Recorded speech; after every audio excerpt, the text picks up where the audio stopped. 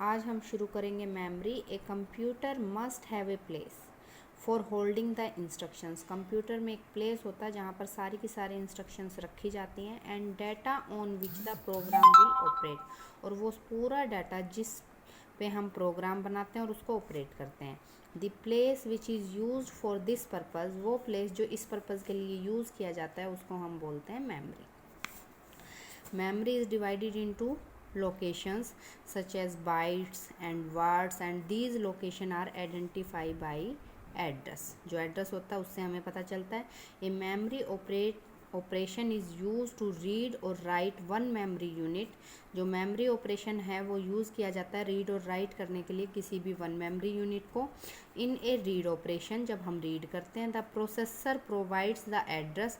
जो प्रोसेसर है वो हमें एड्रेस प्रोवाइड करता है वहाँ का, एंड रिसीव द डाटा, जहाँ से हम डाटा को रिसीव करते हैं। रीड फ्रॉम द एड्रेस, और रीड करते हैं उस एड्रेस से location while in a write operation, जब हमें राइट ऑपरेशन करना हो।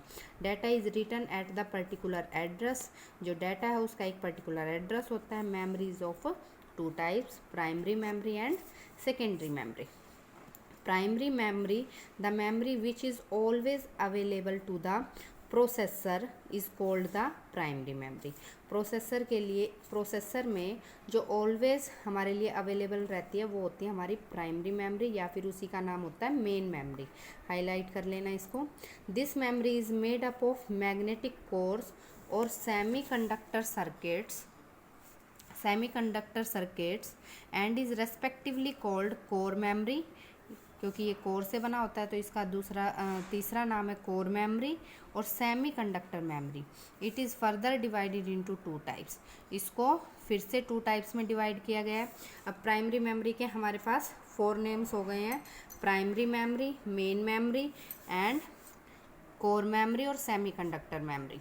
उसके बाद इसको 2 पार्ट्स में डिवाइड किया गया है, RAM and ROM. RAM full form है random access memory, is a volatile memory available to the processor. ये एक वोल्टाइल मेमोरी है जो प्रोसेसर में प्रेजेंट होती है। All the instructions and data require for a program execution are in it. जो भी डाटा होता है, इंस्ट्रक्शन होते हैं, जो भी एग्जीक्यूशन होता है वो इस मेमोरी के अंदर होता है। It contents are erased as soon as the power is turn off. जैसे ही हमारी अगर पावर ऑफ हो जाती है तो इसके अंदर जितना भी डाटा होता है वो एकदम से इरेज हो जाता है। It is A read write memory. इसको हम एक रीड राइट मेमोरी भी बोल सकते हैं। डाटा कैन बी रीड, इसमें डाटा हम रीड भी कर सकते हैं as well as return on it, और लिख भी सकते हैं। It contents can be altered, और इसके जितने भी कंटेंट्स होते हैं, जितना भी डाटा होता है उसको हम चेंज कर सकते हैं। उसके बाद सेकंड है रोम। रोम फुल फॉर्म है read only memory. Read only memory is a non volatile memory available to the processor. ये नॉन वोल्टाइल है, ये वोल्टाइल है।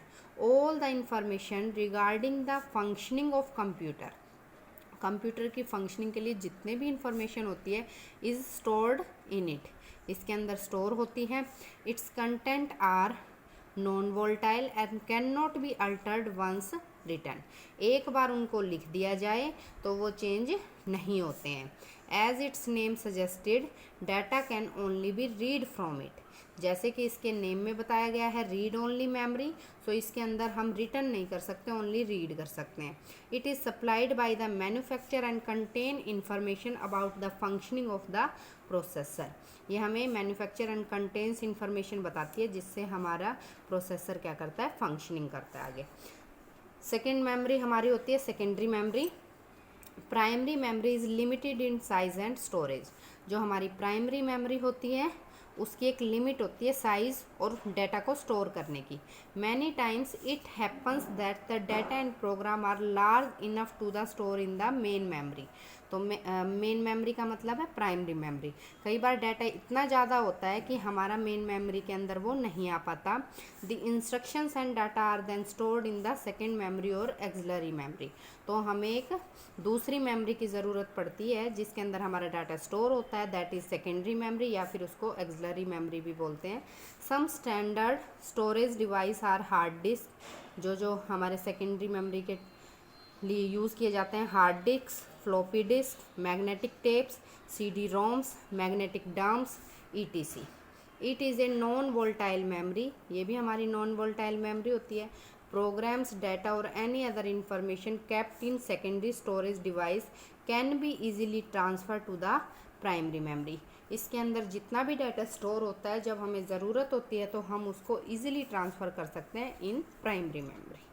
आज इतना ही करें।